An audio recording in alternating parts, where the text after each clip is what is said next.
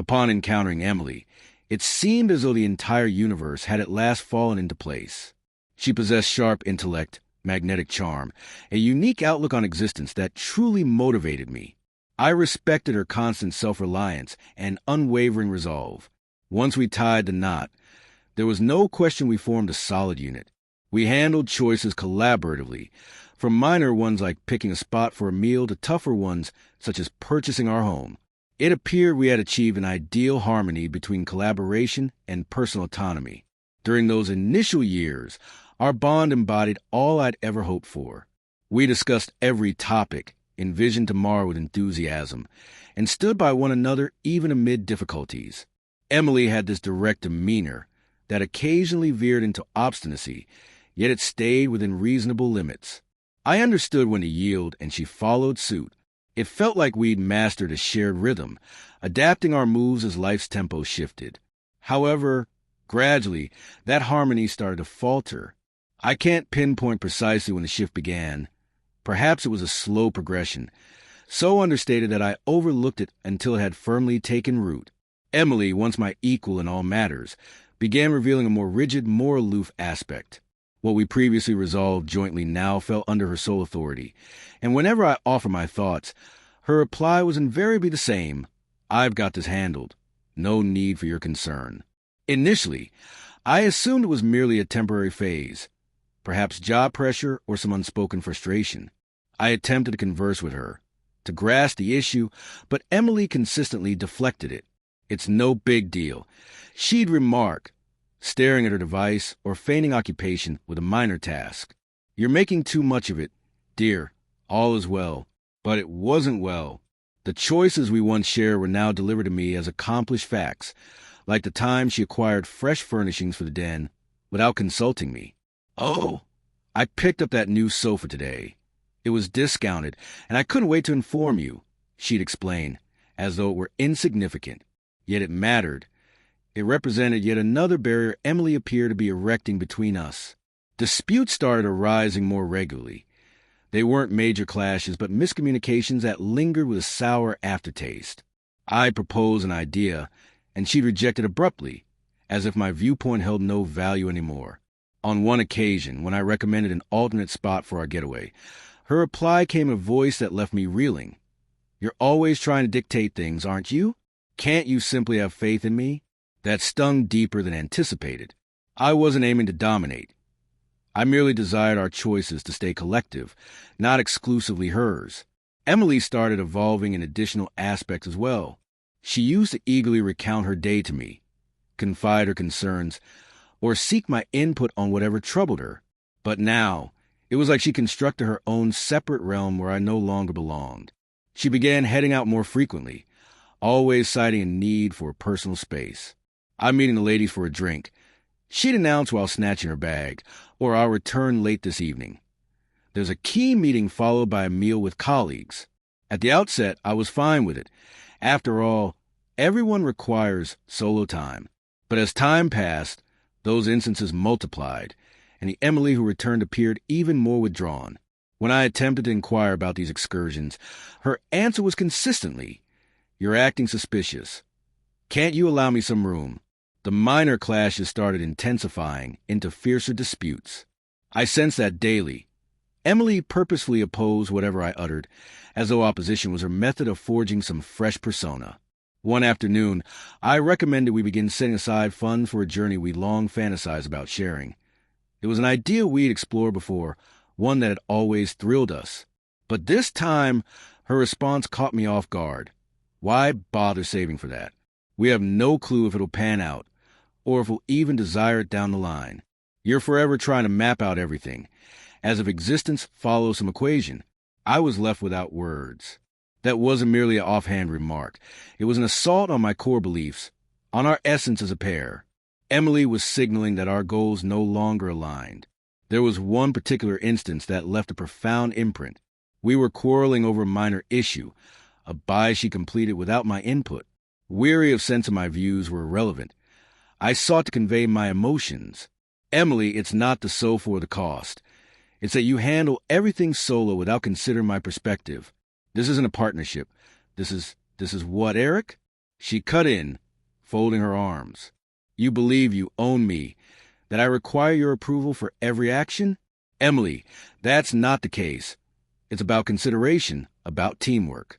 We've always tackled decisions as one. What's shifted? She gazed at me with a blend of fury and contempt. What's shifted, Eric, is that I'm weary of consulting you on everything, of defending every small choice I make. You don't own me. Those phrases lingered in my thoughts well after she exited the space. It wasn't solely the content, but her delivery, as if she truly thought I sought to dominate her, when my only wish was for us to reclaim our shared existence. Following that exchange, I started perceiving a larger shift at play. Emily wasn't the person I'd wed anymore. It was like she was locked in perpetual conflict, not only with me but within herself too. Each attempt to address our issues only aggravated matters. I pondered if I could alter the course, but inwardly, I recognized it wasn't up to me alone. The evening stretched longer, the quiet grew denser, and despite my efforts to dismiss it, an inner voice whispered that Emily was on the verge of choice that would alter our paths eternally. I simply couldn't foresee its full impact on me. Tensions between Emily and me had lingered for weeks. Daily, our clashes appeared to multiply, growing sharper and tougher to mend. The regard that had once defined our bond now felt utterly gone. It was as if Emily was endlessly striving to demonstrate something, not merely to me, but maybe to her own self. And I was drained. I'd hoped this difficult period would fade. After all pairs endure hardships, don't they? But deep inside, I knew it exceeded a mere stage. Emily wasn't the individual I'd married, and truthfully, neither was I. The disputes that once concluded with regrets now trailed lingering wounds and bitterness. It all climaxed one Sunday afternoon. We were indoors after another week of bickering and awkward pauses. Emily was in the kitchen, swiping through her device, while I lounged in the den, attempting to concentrate on a volume I couldn't truly engage with. The atmosphere was thick, like an impending tempest just out of sight. Eric, she summoned, her tone flat and straightforward. I glanced up, steeling for yet another spat. We have to discuss something. I exhaled, shut the book, and geared up mentally for what lay ahead. Okay, what's on your mind now? Emily entered the den and positioned herself before me, arms folded and chin elevated. I knew that pose instantly. It was the one she assumed when about to dictate rather than propose. I can't continue existing this way, she stated plainly. Me neither, Emily. This vibe has been dreadful. We must repair it, but it requires joint effort as partners. She shook her head, emitting a mirthless chuckle. That's the issue, Eric. You're always set on repairing things your style. You constantly assume you can dictate what's optimal for us both. Dictate? Emily, I simply want us to rediscover harmony. This isn't about dominance. It's about preserving what remains. Preserve? She exclaimed, her volume rising. I'm exhausted, Eric. Exhausted of you, your views, and how you insist on everything being joint, like I'm incapable of independent choices. Emily, I've never claimed you can't choose.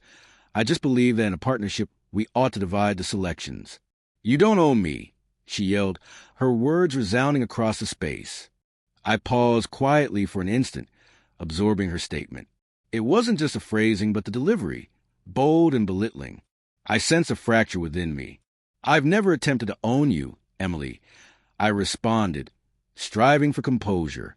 But what are you truly conveying here? She inhaled deeply, as if mustering strength to proceed. What I'm conveying, Eric, is that I want to expand our union. I crave the liberty to date, to connect with others, and to be upfront.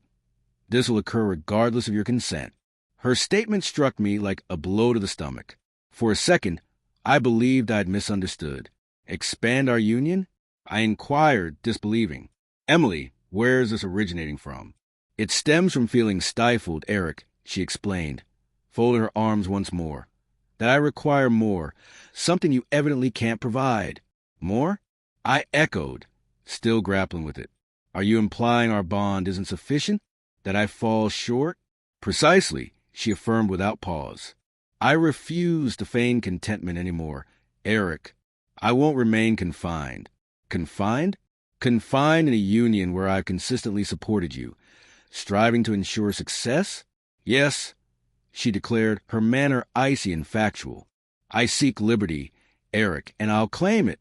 Your opinion doesn't factor in." I was astonished. Emily had always been resolute, but I never envisioned she'd reach this extent. I never anticipated she could meet my gaze and declare our union inadequate, that I was insufficient. The agony was beyond words, not solely from her statements, but their implications. This transcended merely expanding the marriage. It revealed that while I'd battled to preserve our connection, she'd already plotted her departure. And then the next revelation hit. "I've already encountered some individuals," she appended, her tone nearly offhand, "and I believe it's time to pursue that." "You've already connected with others?"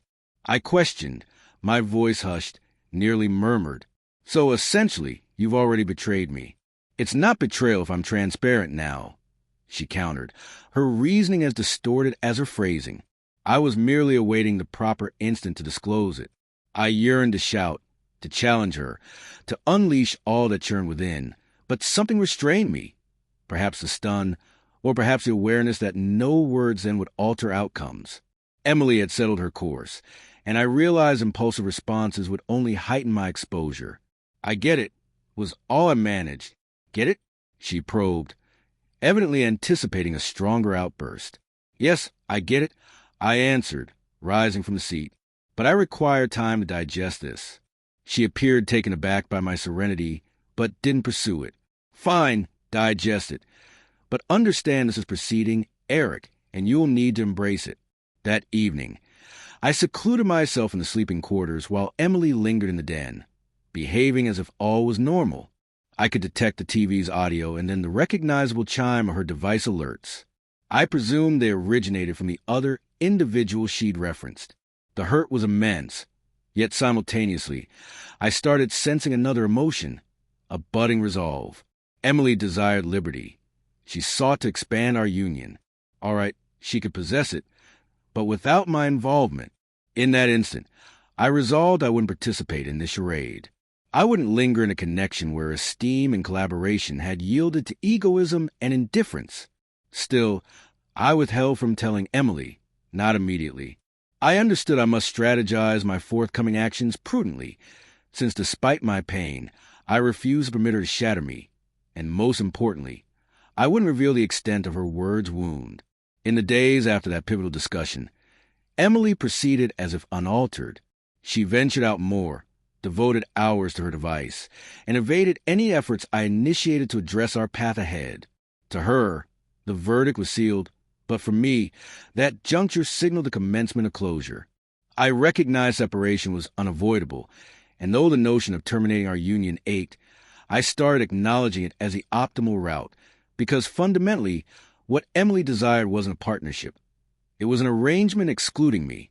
Deep within, I resolved that if Emily craved liberty, I'd grant it, but not prior to demonstrating that genuine liberty sometimes arises from releasing what no longer benefits you. The 5 years post-divorce ranked among the toughest yet most evolving periods of my existence. Initially, it proved difficult. I needed to reconstruct myself entirely, surmount the anguish, and discover purpose extending past what Emily had stripped away.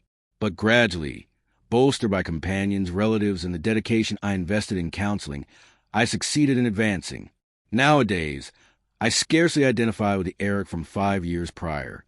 My psychological and bodily well-being surpassed any prior state. I switched professions and advanced to a role that not only appreciated my abilities, but also delivered unprecedented economic security. I committed to acquiring fresh knowledge, enrolled in classes, and witnessed this manifest across my life's facets. Emotionally, matters enhanced dramatically too. After dedicating time to self-focus, I encountered Sarah, a lady entirely distinct from Emily. She represented a genuine ally, one who prized reciprocal esteem and dialogue. Each choice we undertook was joint, and it evoked recollections of how sound bonds ought to seem, effortless and enriching. Existence has an odd manner of challenging you. However, just as I believe my history with Emily was merely a faint recollection, she resurfaced, trailing the turmoil she invariably bore. It occurred on a Saturday afternoon. Sarah and I had just come back from errands, chuckling over a trivial matter, when my phone hummed. It was a text from an unfamiliar contact. Eric, we must converse. It's crucial. Emily. For a brief time, I contemplated disregarding it, but intrigue prevailed. I responded succinctly, "What's your need?" Her reply arrived promptly. "I'm nearby your place. May I stop by to chat?" It's pressing. I remained still for a few moments, evaluating the scenario. Sarah observed my reluctance and inquired, "All good?" "It's Emily," I stated with an exhale. She wishes to speak. Sarah, ever composed and empathetic, offers supportive grin. "If you feel you ought to listen, that's fine. Just ensure it doesn't unsettle your tranquility." Shortly thereafter, Emily reached my residence. Upon opening the entrance, I hardly knew her. She appeared fatigued, depleted, as if bearing global burdens. Shadows ringed her eyes, and the assurance that once emanated from her had vanished. "Eric," she uttered, forcing a faint grin, "appreciate you meeting me." "Enter," I answered, maintaining neutrality. Emily crossed the threshold and settled on the den sofa, surveying the surroundings as if noting my life's alterations. It was evident she confronted a man vastly altered from the one she'd abandoned. "Are you all right?" I queried, piercing the quiet. "Not particularly," she confessed, averting her eyes. "My existence is chaotic, and I lacked alternatives for turning." "Eric," she commenced, her tone quivering faintly. "I have a kid, and I'm expecting another." Her revelation surprised me, but I remained steady. "And how does this concern me, Emily?" She breathed out heavily, evidently laboring for suitable phrasing. "The dad of my initial child, he's absent, and regarding this next pregnancy, I'm unsure of the father." I sat mute briefly, digesting her statements. Emily, the lady who'd once informed me she desired to expand our union for liberty's sake, was now perched on my sofa, conceding her existence had unraveled. "So why come here?" I inquired, my manner resolute. I'm lost on what to do," she expressed, tears cascading down her cheeks. "I botched it, Eric. I wrecked all, and observing you now, so content, so transformed, made me grasp my losses." As Emily unloaded her remorse, I couldn't avoid contrasting our paths. I'd reconstructed mine, discovering serenity and development, whereas she appeared ensnared in her rash choices' repercussions. I recalled every instant she defied me, the painful remarks she delivered, and how she discarded our union as if disposable. Yet I experienced no rage. The individual I'd evolved into lacked space for ancient resentments. What I sensed was compassion. Emily had selected a route that appeared thrilling then, but had guided her to this juncture. "Eric," she articulated, gazing at me with moist eyes. "Can you pardon me? I realize I can't alter history, but I yearn for different outcomes." I exhaled, selected my terms thoughtfully. "Emily, I bear no ill will toward you.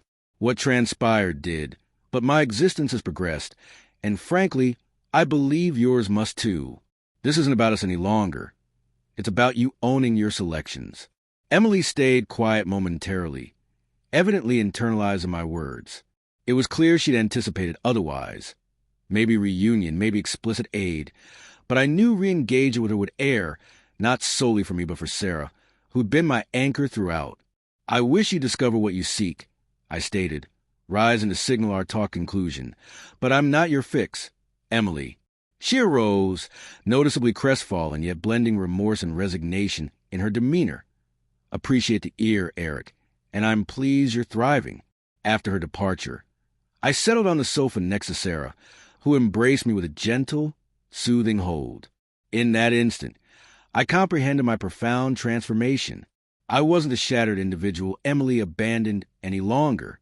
I was someone who'd mastered self-worth, constructing an existence grounded in esteem, affection, and authentic alliance. Emily had executed her choices, and I mine. Surveying the existence I'd forged over the prior 5 years, I knew unequivocally that mine were prudent.